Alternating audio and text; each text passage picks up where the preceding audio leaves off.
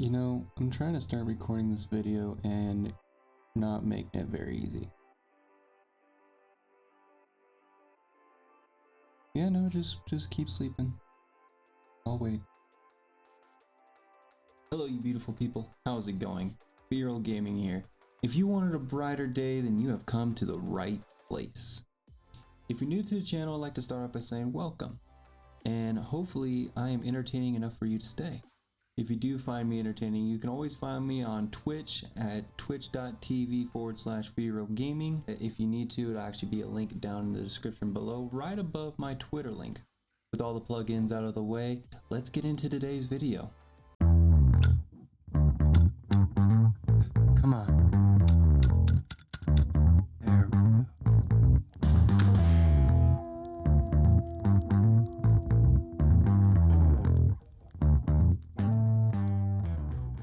Today we're going to start a new series that should be lasting for a very, very long time. This series is going to be based on clearing out any sort of confusion that one may have for a specific anime, whether that be Naruto, Dragon Ball Z, My Hero Academia, Sword Art Online, you know, stuff like that. I mean, let's face it, animes do have a tendency to kind of give a confusing feel to them. Sometimes they don't explain stuff very well, or stuff changes down the line. Animes have their constant plot holes, bizarre dialogue, constantly changing storyline. I can 100% guarantee that every anime has at one point in time gone through a phase of where they didn't have all the material they thought they needed at the beginning. Most animes, they tend to start off and then it's actually a way bigger hit than they intended it to be.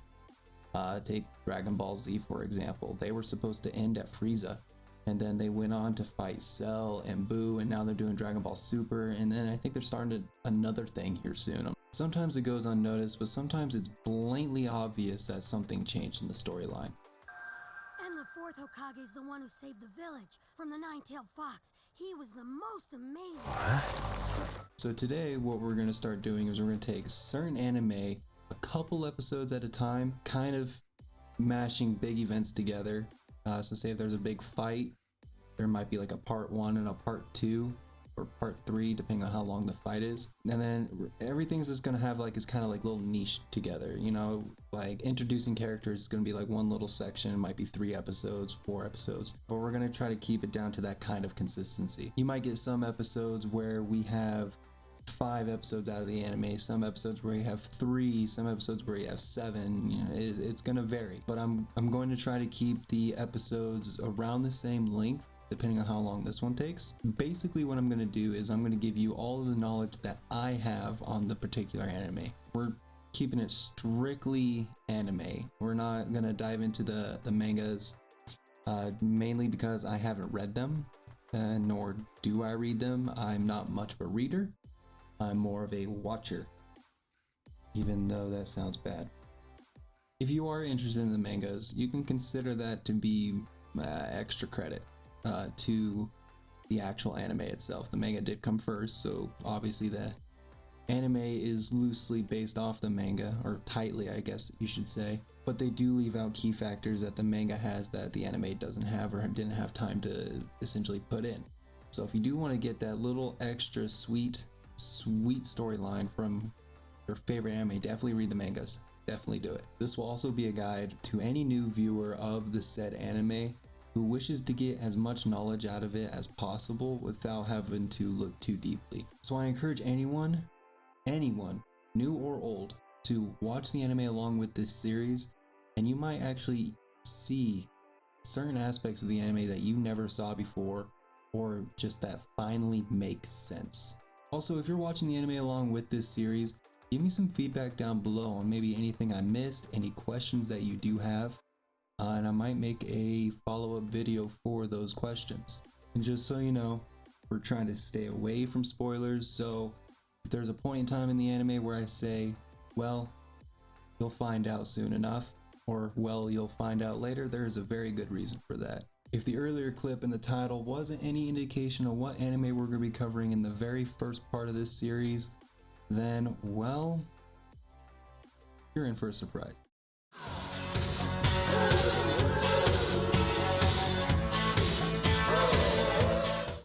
Yes, it's Naruto, one of my favorite animes right next to Dragon Ball Z. I can't really put one above the other because they're just so good, both of them. Let me give any new viewers of Naruto a basic rundown of what world we're jumping into. This is a world of shinobi, or ninjas if you want to call them. They channel a strong force in their body called chakra. Now they do explain it in the pretty early episodes on what chakra is. Essentially it's a life force for one, but it also is something that you can channel in order to enhance abilities and summon forth great powers to help aid you in battle. Obviously this is a show about ninjas, so there's gonna be a lot of fighting. Our journey first starts out with the Hidden Leaf Village, where most of our main characters are going to be a part of. Later down the road we do meet some other staple characters from different villages or different areas who become very important to the story.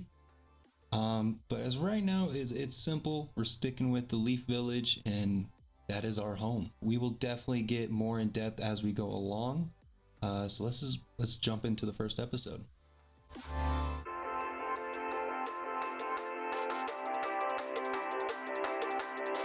So our first episode starts off with a backstory of what happened to the village 12 years ago. 12 years ago, the nine-tailed fox attacked and destroyed, I wouldn't say all of the village, but maybe a good chunk. And we see the ninja pushing the nine-tailed fox out of the village, fighting back as hard as possible, until we see the fourth Hokage finally take down, well, we don't really see it, but fourth Hokage takes down and seals the nine-tailed fox away in the body of a baby, a newly born baby at that.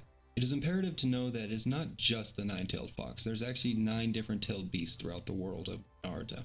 They're depicted by their tails of 1 to 9 on which tailed beast they are. Basically, all the villages use the tailed beast as a form of military power to try and keep that balance of military power. So you might see a village with 1 or 2 tailed beasts and another village with just 1.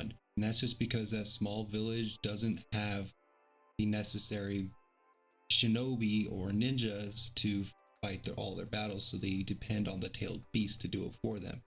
Is that wrong? Absolutely, and it gets into that later on. But I feel like it is important information to know that it's not just the nine-tailed fox, there is 9-tailed beasts. So we start off, we see this young kid going through the village, just completely causing havoc. He's painting on the Hokage faces, which we haven't gotten to yet. So the Hokage, there are 5 main villages, alright? There's the village hidden in the leaves, which we know, which is in the region called the Land of Fire. Then we have the village hidden in the sand, which is in the Land of Wind. We also have the village hidden in the clouds, which is in the Land of Lightning. We have the village hidden in the stone, which is in the Land of Earth.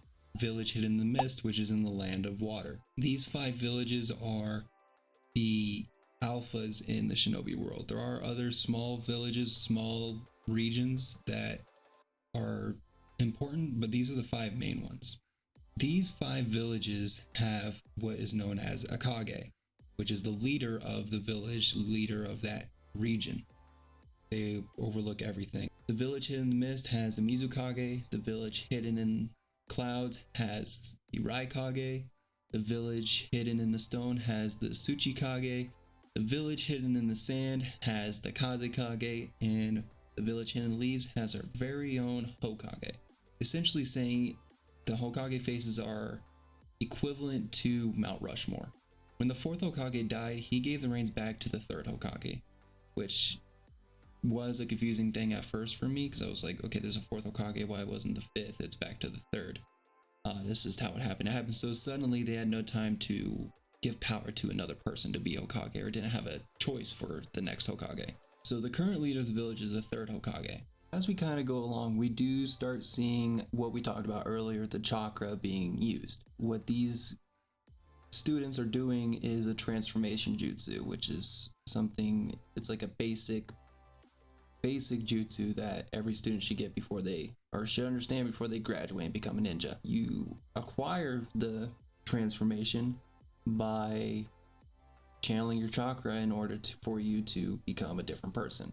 This is basically how the jutsu work. The jutsu are a shinobi's power. essentially. Anyway, we get through, we see obviously there are people who are very talented and they're well on their way to graduating. And then we get Naruto. So basically what we see when Naruto goes up to do his transformation, he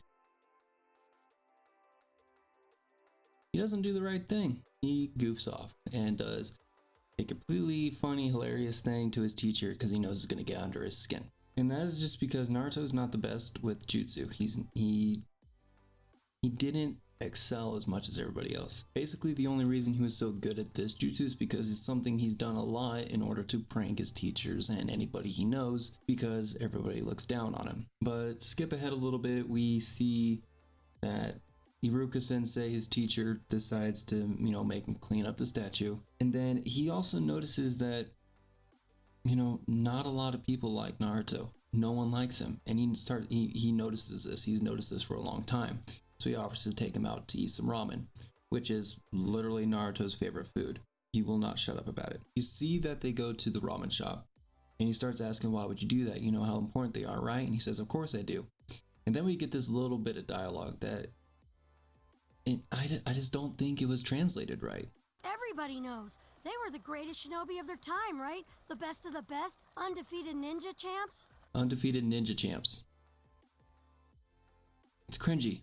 And I will say that the first couple episodes of the series is a little cringy, but it stops very quickly. The Japanese versions was a lot more how you would see an actual conversation going. Later into this, we get to our first plot hole. He says that the fourth Hokage was the best of them all. The fourth Hokage wasn't the best because the first Hokage and even the second Hokage were revered as god of shinobi.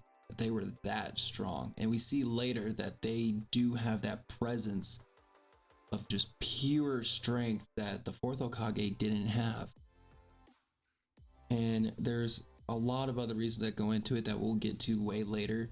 But just know that when he says this, we can either take it as A, a plot hole, or B, we can take it as that he's just a kid and that's what he thinks. Let's just go with B. Next we see him in the classroom. He's trying to do his jutsu, and this is where we see where he actually struggles. We see that he doesn't make the best shadow clone at all. And because of this, he's also looked down upon. However, it's not just because of his lack of ability to perform the jutsu. It's the fact of the nine-tailed fox. You'll see countless times throughout the series that he is walking down the street and you see a parent pull away their kid and say, oh, don't talk to that kid. Stay away from him. Don't go near him. And that's just because the parents themselves know that the nine-tailed fox is sealed inside of him. The kids, however, do not. Naruto himself does not know that he has the nine-tailed fox inside of him. So he goes through his life always wondering why people hate him, why people are scared of him, why people won't look his way. And that is another big story building line that I love about this show. So now the story just kind of plays out. Naruto talks to Mizuki. He steals the scroll because he wants to pass so he can become a ninja. We do see that Iruka Sensei kind of knows what Naruto's going through.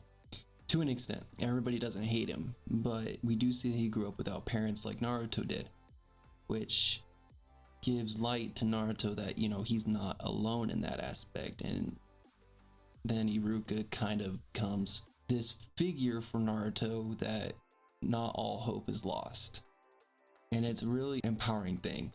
And it just gives me so much respect for Iruka Sensei. We do see later that while Naruto is hiding, that Mizuki's like, oh no, he told Naruto that he was the nine-tailed fox. He says that he's a demon, he's just evil, why are you protecting him? This is how beasts are. And then he goes and says, you're right, that is how beasts are, but Naruto's not like that.